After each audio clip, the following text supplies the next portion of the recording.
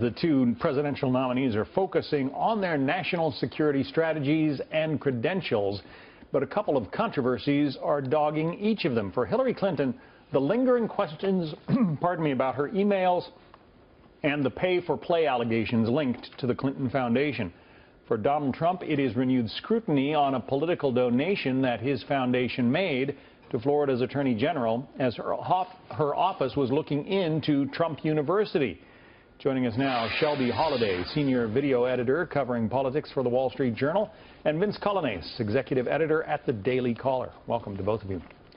Thank you. Shelby, you say that there are, both of these candidates have problems when it comes to their reliability, their trustworthiness, and the way they have behaved in the past. Yep. Do the Clinton Foundation and Trump University sort of balance each other out in that regard?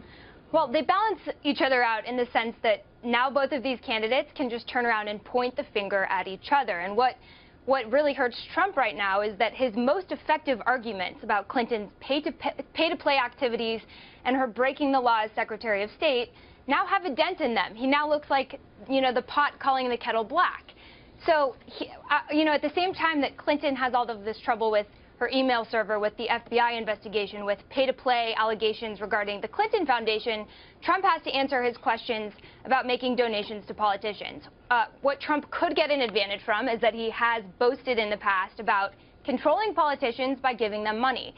He's embraced this. His supporters actually sometimes think that's funny. Whereas Clinton has denied wrongdoing, has said that she didn't do anything wrong. And every time we learn something that sort of questions her trustworthiness, for example, the FBI statement on her email server, or these new emails that link the Clinton Foundation to the State Department, then her poll numbers go down, and so do her unfavorability numbers, or her favorability numbers. Vince, what about the way these two candidates handle the question of money and political access? Are they essentially on equal footing there? Well, definitely not. They have very binary reactions to these accusations. Whereas Hillary Clinton sort of pleads innocence or ignorance, saying, hey, look, no, there's no pay for play. I'm totally innocent. In fact, I'm shocked that you would even ask that question. We're always on the up and up.